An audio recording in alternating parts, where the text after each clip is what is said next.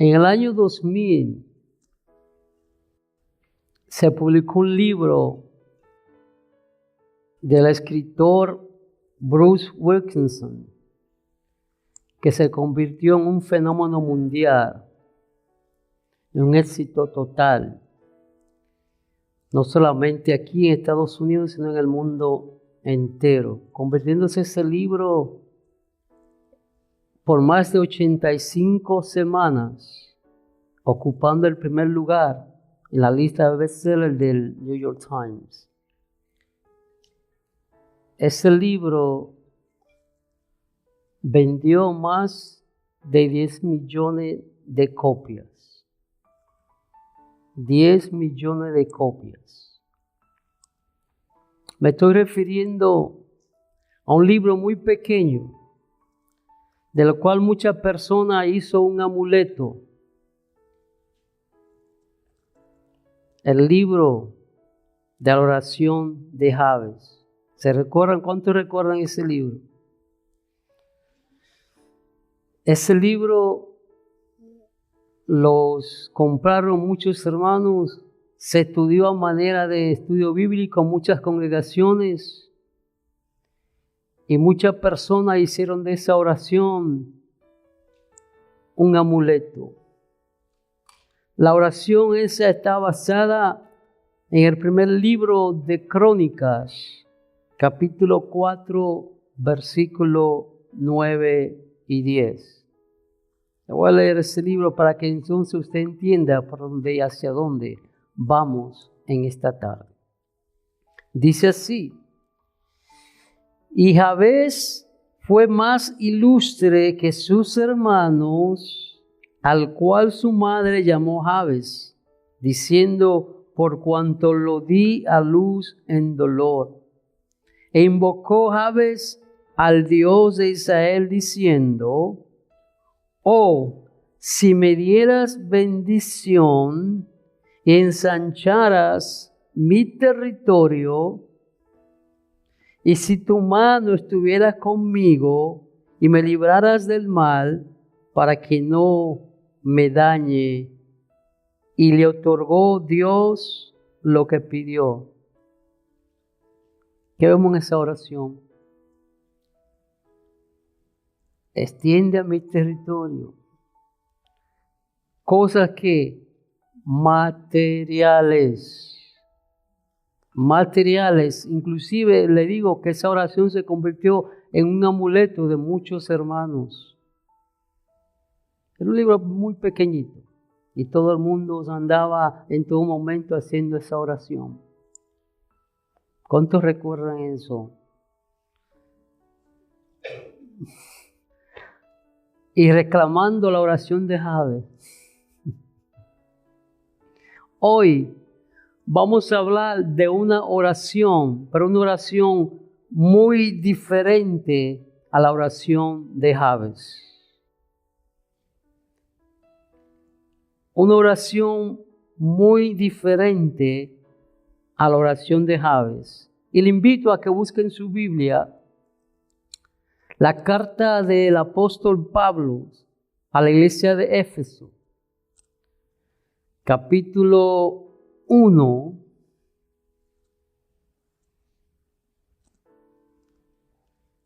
y vamos a estar leyendo y enfocado en el versículo 15 al 23. Efesios, capítulo 1, versículo 15 al 23. ¿Lo tenemos? Si gustan, se pueden poner de pies. Dice así: por esta causa, también yo, habiendo oído de vuestra fe en el Señor Jesús y de vuestro amor para con todos los santos, no ceso de dar gracias por vosotros, haciendo memoria de vosotros en mis oraciones, para que Dios ensanche su territorio.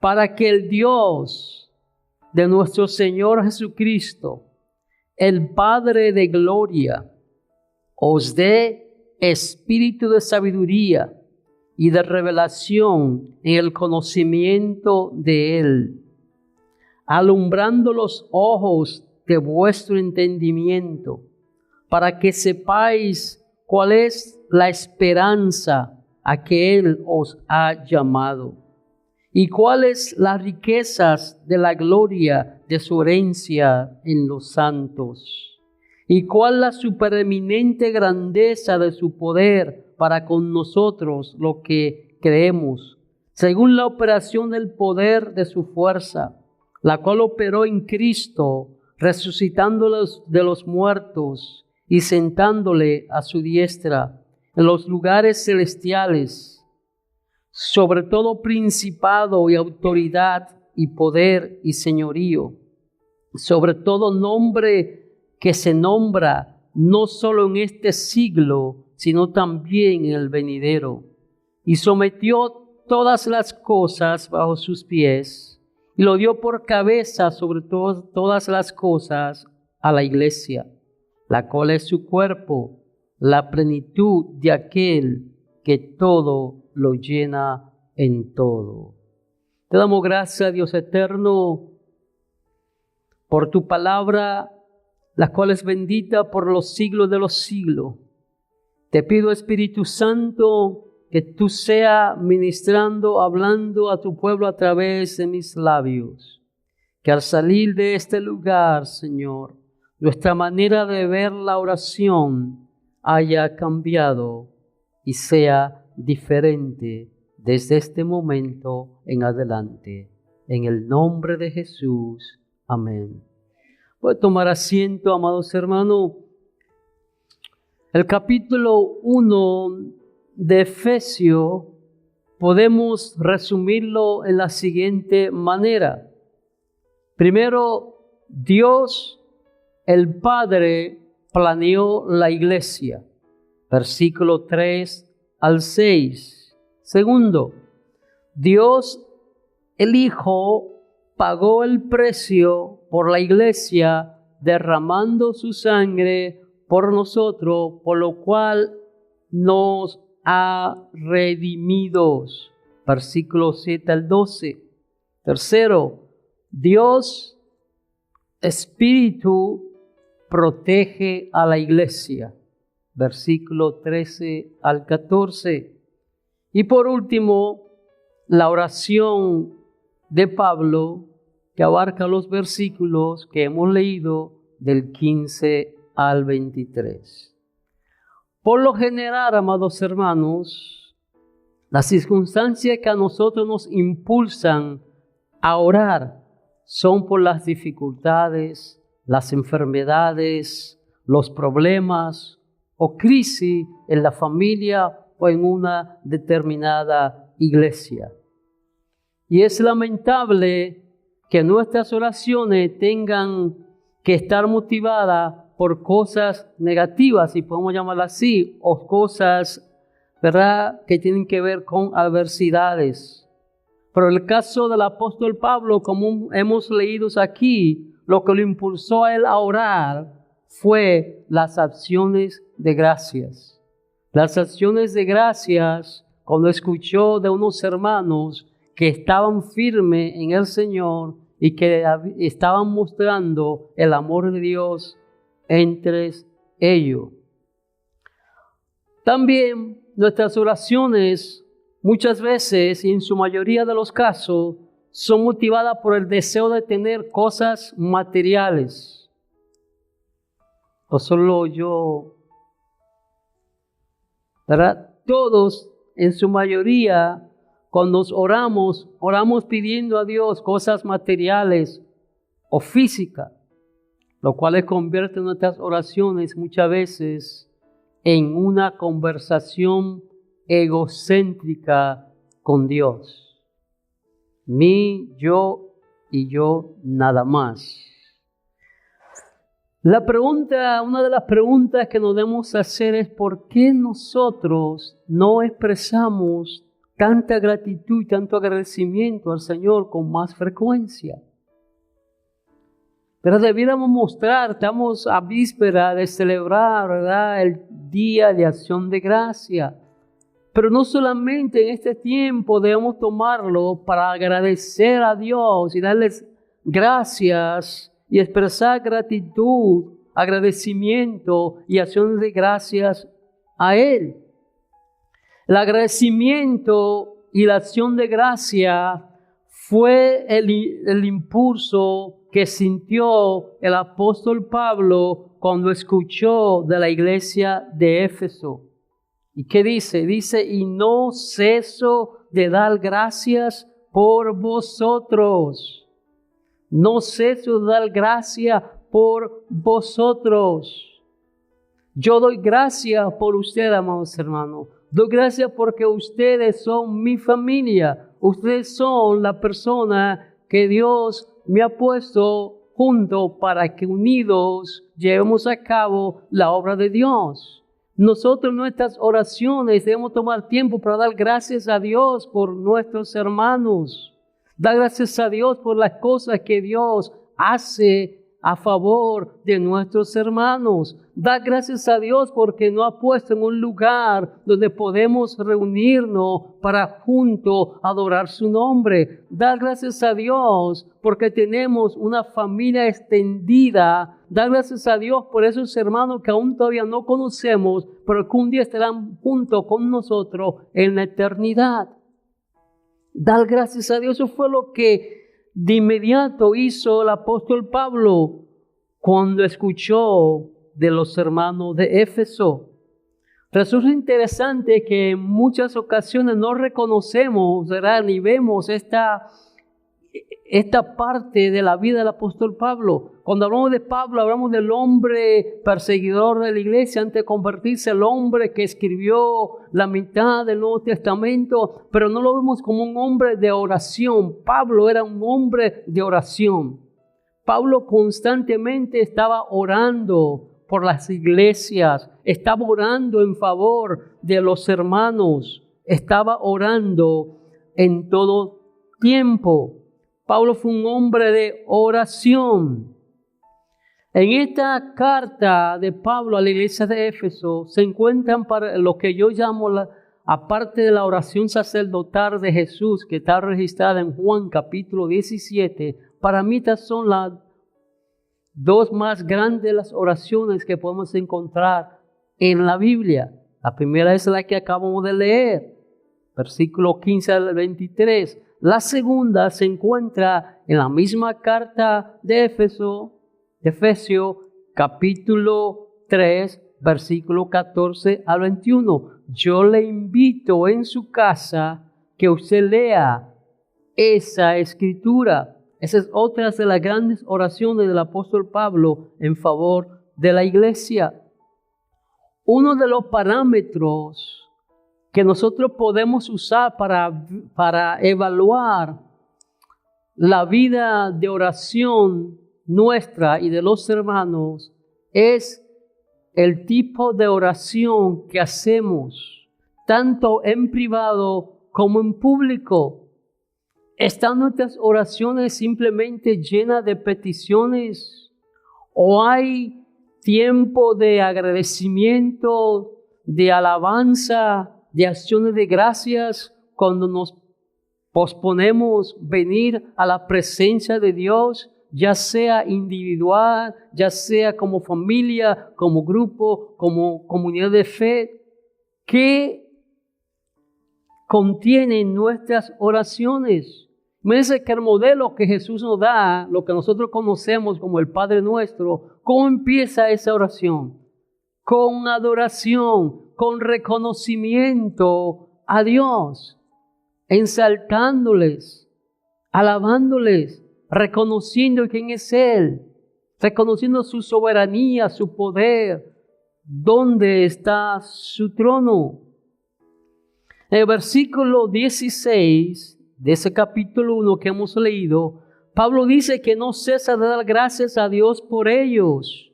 Vemos que Pablo no solamente estaba orando en este momento por esos hermanos, ya ellos estaban en la lista de oración de Pablo. ¿Cuántos hermanos o hermanas o cuántas personas están en su lista de oración?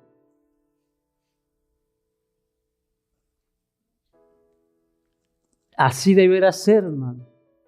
Debemos estar orando siempre los unos por los otros.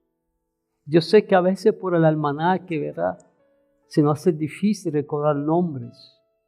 Pero hagamos algo para recordarnos, porque no es que sea un requisito, pero es bueno cuando oramos por alguien, que oremos por esa persona por su nombre. No que Dios no sepa por qué usted está orando, pero es bueno orar por su nombre. Y Pablo, en la lista de oración de Pablo estaban estos hermanos.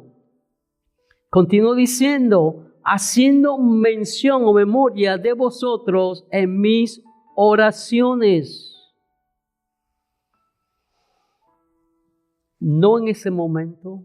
A veces decimos, hermano, yo voy a orar por ti. O que ese hermano en ese momento está pasando por una situación y merece nuestras oraciones. Pero después de eso, oramos en ese momento por la situación del hermano, ¿verdad? La aflicción, la tribulación, lo que esté pasando. Oramos en ese momento, pero ya más no oramos por ese hermano, porque ya oramos por esa situación, pero lo debido es que constantemente estemos orando por los hermanos. Como dije anteriormente, ¿verdad?, que el motivo de nuestras oraciones son muchas veces egoístas, por cosas negativas, cosas adversas. Pero aquí el apóstol Pablo está orando por una buena noticia. ¿Cuántos se alegran, hermano, al saber que otras personas, cuando usted escucha que otras personas están en el camino del Señor? Eso debe producir en nosotros alegría, contentamiento, gozo. Gozo debe producir. Hay alguien que diría, ¿y cómo? Después que hizo tantas cosas, ahora está en el camino del Señor. No, alégrese, olvídese de lo que hizo o no hizo. Dele gloria a Dios y gracias de por la vida de ese hermano que hoy está caminando en el camino del Señor. O sea, fueron buenas noticias que Pablo recibió. Ahora bien, vemos que Pablo no oró por cosas materiales. No oró por cosas materiales, sino porque por bendiciones espirituales. Y las bendiciones espirituales son más importantes que las bendiciones materiales. Lo material se acaba, lo material viene y se va, pero las bendiciones espirituales permanecen para siempre. El versículo 16, que no podemos separarlo del 17, dice lo siguiente: no ceso de dar gracias por vosotros, haciendo memoria de vosotros en mis oraciones. ¿Para qué? Para que el Dios de nuestro Señor Jesucristo, el Padre de gloria, os dé espíritu de sabiduría y de revelación en el conocimiento de Él. Habiendo Pablo escrito en los versículos anteriores, como hablamos al principio, de que Dios, ¿verdad?, planificó la iglesia, el Hijo dio su sangre, murió en la cruz, el Espíritu Santo la sostiene. Ahora Pablo hace esta oración porque reconoce que los hermanos de la iglesia de Éfeso no serían capaces de entender ni de vivir una vida victoriosa si no conocen estas verdades. No se puede permanecer en el Señor de una manera que le agrade a Él si no entendemos, no comprendemos estas verdades. Y la única manera que nosotros podemos entender estas verdades es por medio de estudiar las Escrituras y con la ayuda del Espíritu Santo. Hablamos la semana pasada que es el Espíritu Santo que nos enseña, nos guía y nos recuerda las cosas que Jesús enseñó. Aparte del Espíritu Santo, no podemos, amados hermanos, entender la revelación de Dios ni conocerlo a Él. El versículo 17 dice que el Dios de nuestro Señor Jesucristo, o de espíritu, sabiduría, de revelación, en un mejor conocimiento de Él. ¿Y cómo nosotros podemos tener ese conocimiento de Dios?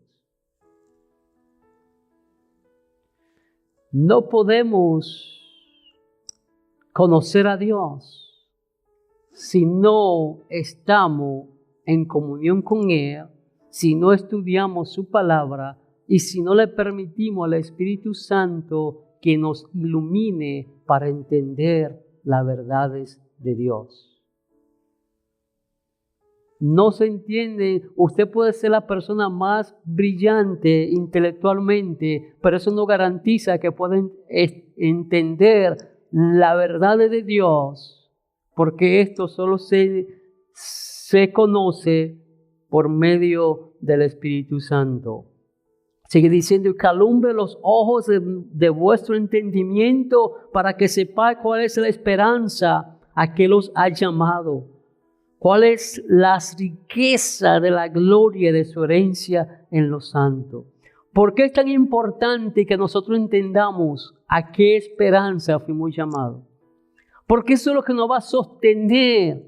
El entender y comprender completamente a la esperanza que hemos sido llamados por Dios nos va a fortalecer, nos va a dar la fe y la fortaleza para continuar en el camino de Dios independientemente de las situaciones que se presenten a nuestra vida. Porque nuestra esperanza, amados hermanos, ¿a qué esperanza nos ha llamado Dios? ¿A qué esperanza?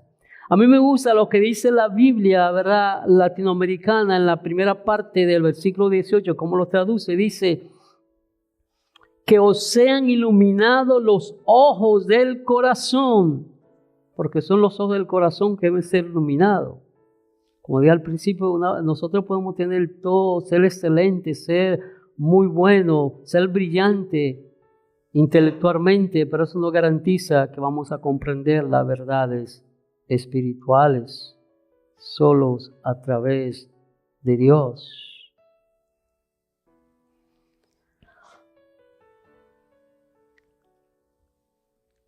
En lo que se refiere al conocimiento espiritual, amados hermanos, nosotros tenemos que buscar la guía del Espíritu Santo. Muchas veces venimos a estudiar la Biblia ya con nuestras propias ideas preconcebidas y no venimos con una mente abierta y un corazón dispuesto a que sea el Espíritu Santo que nos ilumine para entender la Biblia. Porque no es con nuestras ideas que vamos a entender, es a través del Espíritu Santo.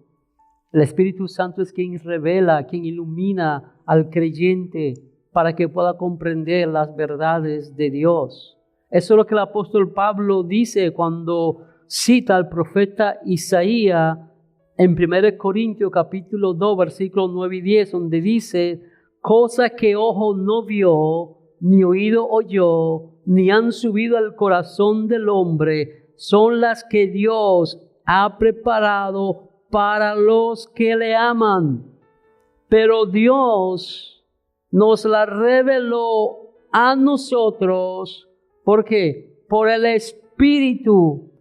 Porque el Espíritu todo lo escudriña, aún lo profundo de Dios. Esa cita la vimos mientras estábamos estudiando la persona y la obra del Espíritu Santo. Es el Espíritu Santo que nos va a enseñar. Y este ministerio del Espíritu Santo se convierte en realidad en el creyente cuando nosotros estamos dispuestos a dejarnos enseñar. A dejarnos enseñar. Hay personas que no quieren ser enseñables. Tenemos que estar dispuestos a someternos a la guía del Espíritu Santo. A veces tenemos temor de hablar del Espíritu Santo, porque relacionamos, como hemos dicho en la clase, relacionamos al Espíritu Santo ¿con qué? Con otras cosas que no tienen que ver nada con el ministerio y la obra del Espíritu Santo. La obra primordial del Espíritu Santo es guiar a los creyentes a toda verdad, a toda justicia, recordando las cosas que el Señor Jesús habló y sostener y cuidar de la iglesia. La segunda enseñanza de este versículo 18 parte de la frase: para que sepáis cuál es la esperanza a que Él os ha llamado, cuál es la riqueza de la gloria de su herencia en los santos. ¿A qué esperanza? Usted sabe, hermano, a qué esperanza fue llamado. Sabemos con exactitud, sabemos realmente a qué esperanza nosotros hemos sido llamados. A la esperanza que usted y yo hemos sido llamados es una esperanza viva en Cristo que incluye la salvación, la vida eterna y la gloria futura. Y cuando entendemos eso, vamos a mantenernos firmes, no vamos a perder el gozo, no vamos a perder la paz, no vamos a enfocarnos en las cosas que nos están sucediendo en la vida, sino que vamos a tener la mirada puestas en esto, en la salvación, en la gloria futura, la vida eterna. Y esta esperanza no se basa en la circunstancia externa, sino en la promesa de Dios. En particular, la vida eterna a través de Jesucristo.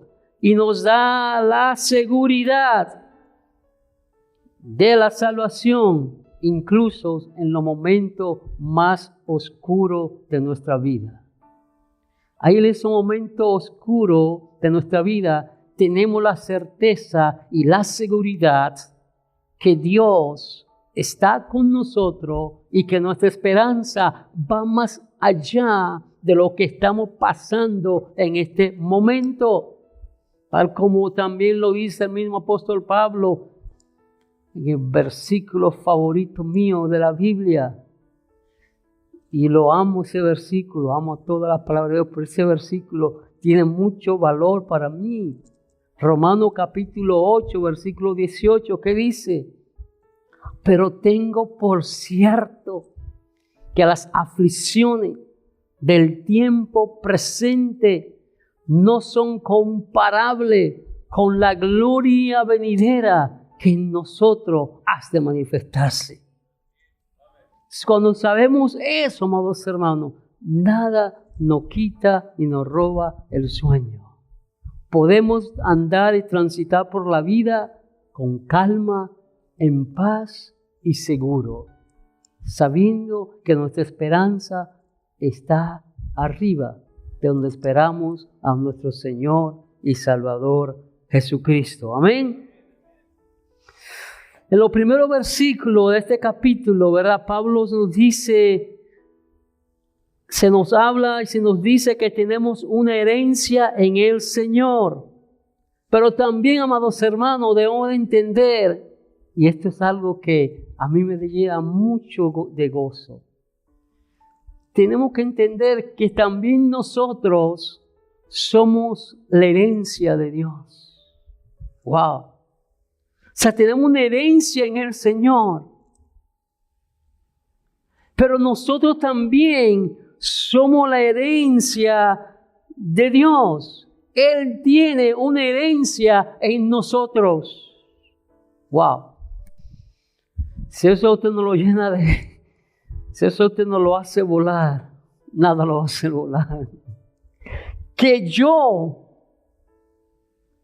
soy herencia de Dios. Que Dios en mí, el creador del universo, tiene una herencia en mí.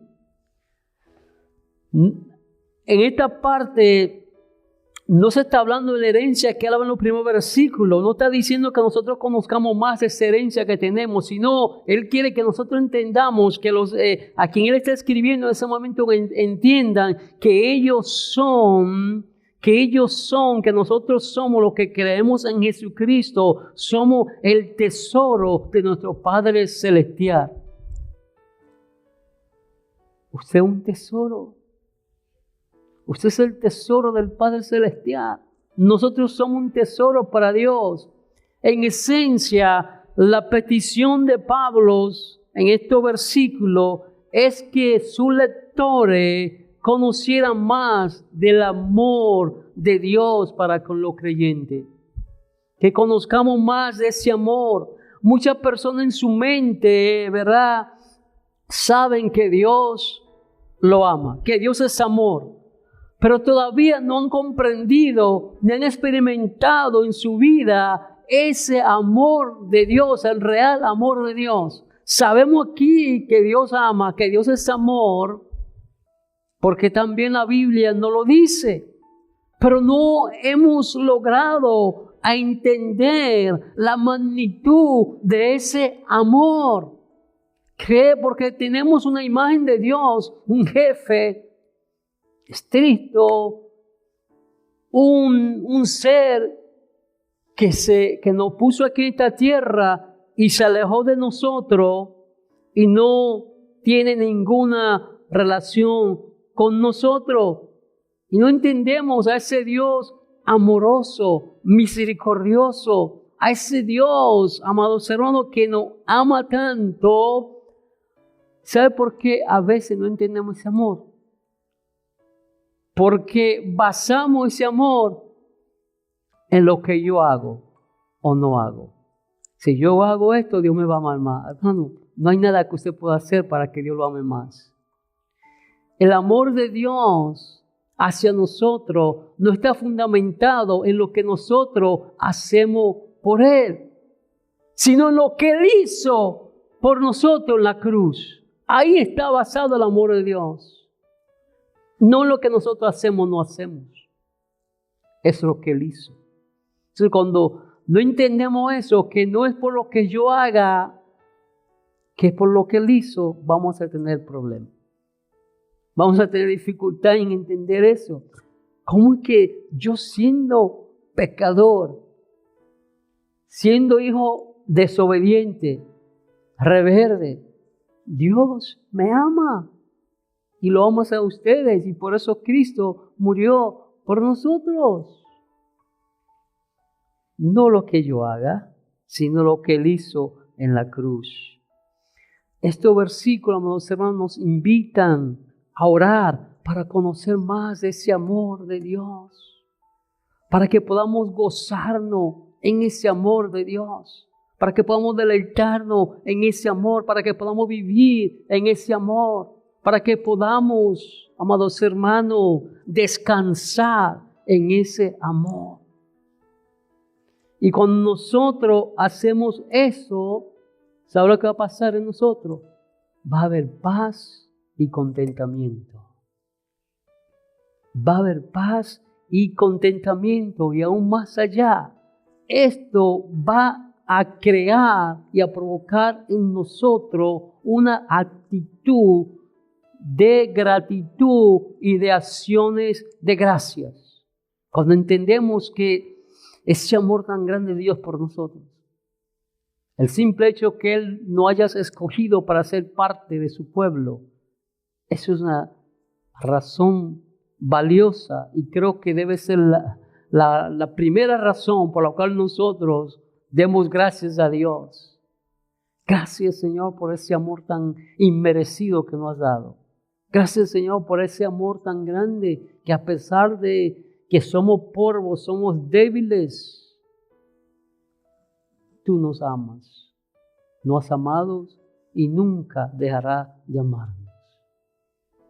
Porque no es por los méritos nuestros, es por los méritos de Cristo. Es un amor que no cambia, porque Dios no cambia. Él es inmutable y su amor hacia nosotros no está condicionado a lo que usted haga.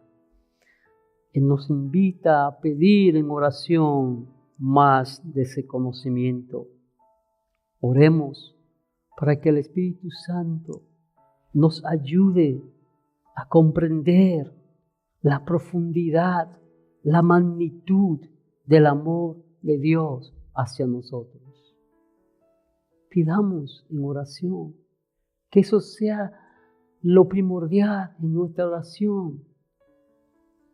Así vamos a dejar de, muchas veces hay personas, hermanos, que se viven autoculpando, autolacerando, porque no comprenden ese amor de Dios. Hermano, Dios nos ama. Dígale que está a su lado, pero dígaselo con amor. Dios te ama, hermano. Entonces, cuando entendemos eso, vamos a vivir agradecidos. Pero cuando usted pone eso a la par, ok, yo soy inmundo, pecador, y el Dios santo, 3 veces santo, santo, santo, ha derramado su amor en mi corazón. No, ¿para qué preocuparse entonces? Ocupémonos en aprender más del amor de Dios y nos vamos a preocupar menos. Se lo voy a repetir, ocupémonos por aprender más del amor de Dios, entonces nos vamos a preocupar menos. Amén. Porque, amados hermanos, desde el principio Dios siempre ha buscado redimir un pueblo para sí, para Él ser su Dios, su Padre adoptivo. Y el lugar donde nosotros podemos realmente aprender de ese amor de Dios es donde, en la cruz. En la cruz. Como nos dice Romanos capítulo 5, versículo 8. Dice, más. Más. Eso quiere decir que algo bueno, viene algo bueno. Más.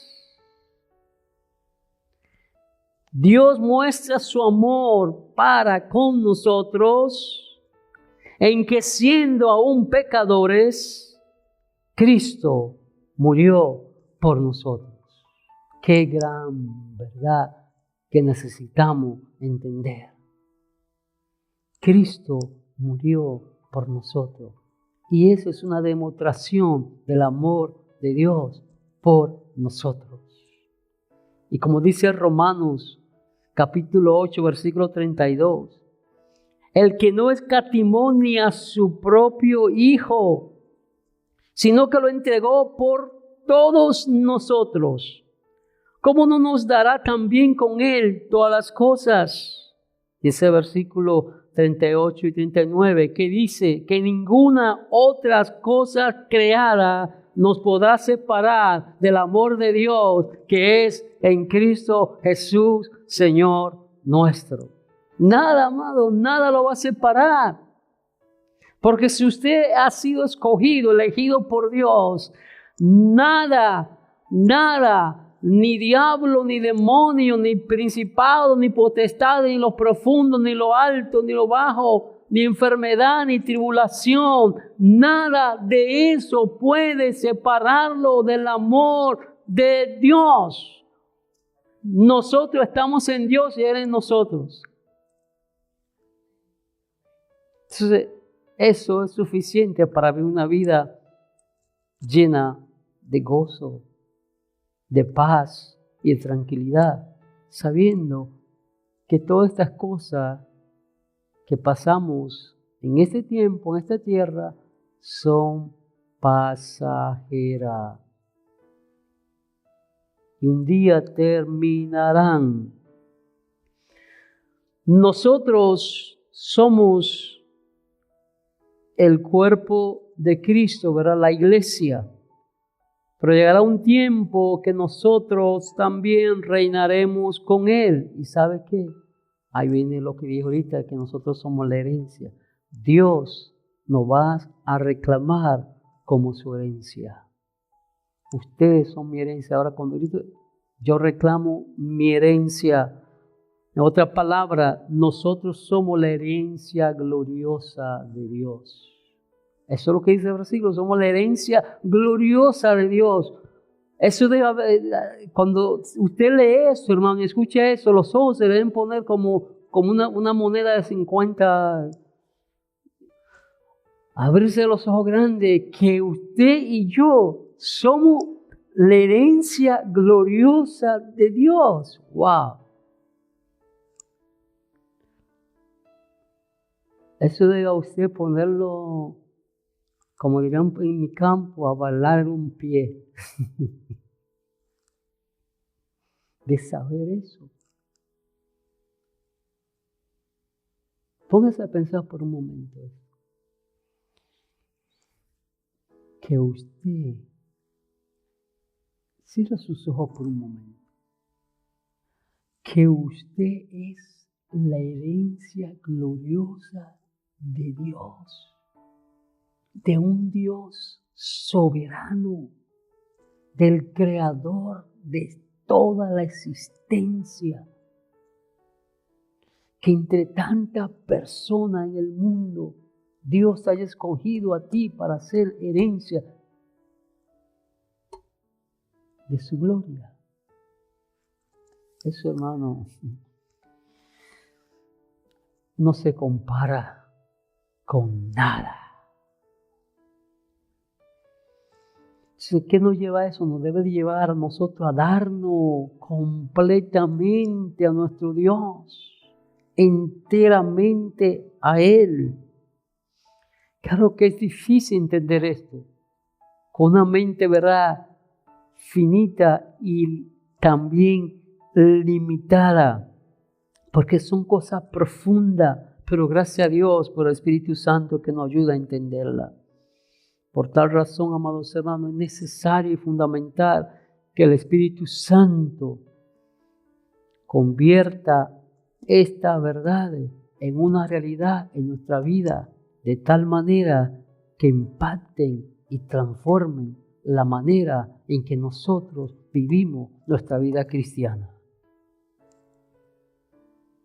No para que nos llenemos de orgullo como el pavo real, no para que miremos a las demás personas que no tienen a Cristo por debajo del hombro. Al contrario, es para que también nosotros queramos compartir con ellos, para que ellos también sean parte de esa herencia. No debe de poner más humilde para ir a de aquellos que no tienen esta esperanza. Versículo 19 dice: ¿y cuál es la supereminente, otra palabra, extraordinaria grandeza de su poder para con nosotros los que creemos según la operación del poder de su fuerza? O sea, la acción de su fuerza poderosa. Aquí la palabra poder corresponde a la palabra griega dunameos, el poder de la dinamita. La palabra acción corresponde a la palabra energía, que enfatiza la capacidad de ese poder para activar y para transmitir energía. ¿Y qué pudo lograr ese poder en nosotros, hermanos? ¿Qué pudo lograr ese poder de Dios? ¿Qué pudo lograr ese poder de Dios, amados hermanos? El versículo 20 nos da la respuesta. ¿Qué logró ese poder de Dios? Escuche esto. Esta fuerza operó en Cristo, resucitándolo de los muertos y sentándolo a su derecha en los lugares celestiales. Es tremendo ese poder, amados hermanos. Este poder fue suficiente para resucitar a Cristo de entre los muertos. Y no solo para resucitarlo, sino también para ascenderlo, para subirlo, para transportarlo, para la ascensión al cielo, para que Él vuelva a estar en el lugar que les corresponde, a la diestra del Padre. Amados hermanos, nosotros muchas veces nos enfocamos el nacimiento de Cristo, ¿verdad? En su muerte en la cruz, en su resurrección. Pero pocas veces nos detenemos a pensar en la ascensión.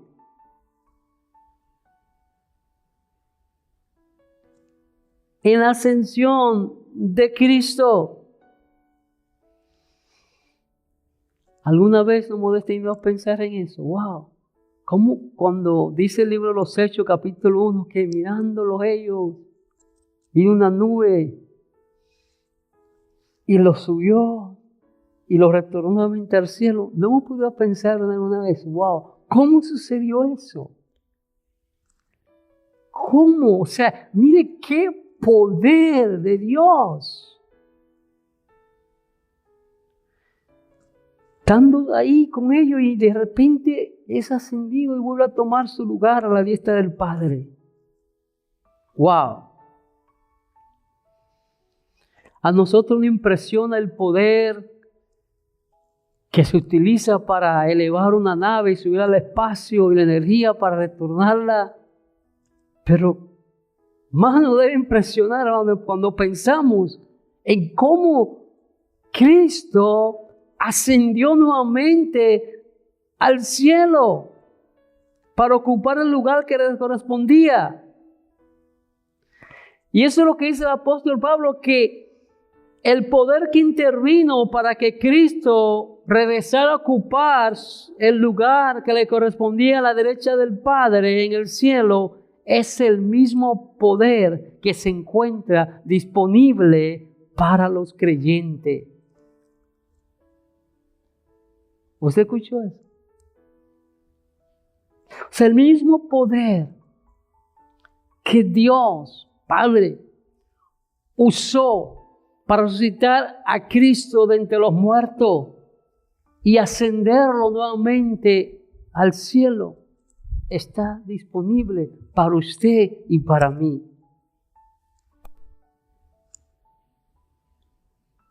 Eso es lo que está diciendo el apóstol Pablo aquí, amados hermanos. Eso es lo que está diciendo, que ese poder está disponible para nosotros. El mismo poder que resucitó a Cristo de los muertos, el mismo poder que reina en todo el universo, sobre todo poder, autoridad que hay en los cielos y en la tierra, ese poder está para con nosotros los creyentes. Ahora bien, voy a hacer la aclaración. Dios no nos da superpoderes como un héroe, ¿ok? Sino que nos ayuda con su poder. Hay que hacer la diferencia. Porque tú tienes poder, ve y levanta un muerto. Gloria a Dios si eso sucede. Pero lo que está diciendo aquí es que ese poder está disponible para nosotros. Lo que está diciendo es que ese poder de Dios nos ayuda a nosotros. ¿Cómo nos ayuda?